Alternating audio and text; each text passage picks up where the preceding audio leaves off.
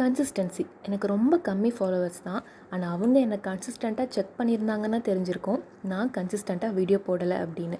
ரெகுலராக என்னை பார்க்குறவங்களாம் இருக்கட்டும், இல்லை புதுசாக வந்தவங்களுக்கும் a very big thanks and welcome.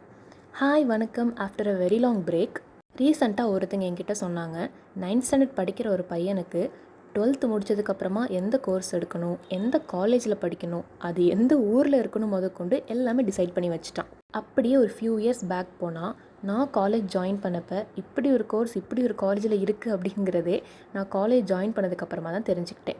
கண்டிப்பாக என்ன மாதிரி எல்லோரும் இருக்க மாட்டாங்க. But there are 2 categories of people.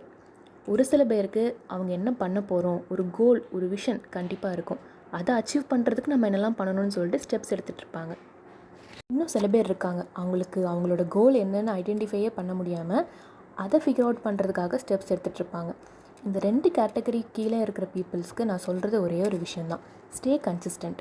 சுற்றி இருக்கிறவங்க நிறைய பேசுவாங்க, அவங்க அந்த காலேஜில் படிக்கிறாங்க, அவங்க அந்த கோர்ஸ் எடுத்து படிக்கிறாங்க, அவங்க கேம்பஸில் ப்ளேஸ் ஆகிட்டாங்க, நீ இன்னும் வேலைக்கே போகலை அப்படின்னு சொல்லிட்டு 4 பேர் 4 விதமாக சொல்ல தான் செய்வாங்க. நீங்கள் அதை எதையுமே காதுக்கு எடுத்துக்காமல் நீங்கள் என்ன பண்ணுறீங்களோ அதில் கன்சிஸ்டண்ட்டாக இருங்க. ரொம்ப முக்கியமான ஒரு விஷயம் என்ன அப்படின்னா, you are not alone and eventually you are find your way. Tata bye.